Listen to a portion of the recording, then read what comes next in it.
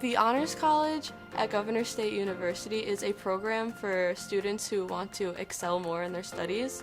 It's not necessarily more work, but it's doing more with the work that you've already been given.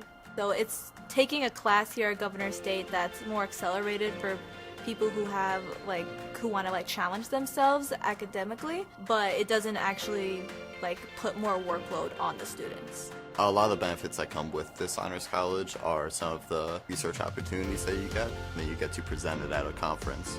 There is a study abroad program that you can do, which I am very excited about, and it also looks really good to be a part of something that is like the honors college on future resumes. A lot of the professors in this honors college are very warm and very inviting and make you want to learn more and just be a better student. At the honors college, it has a really good group of people.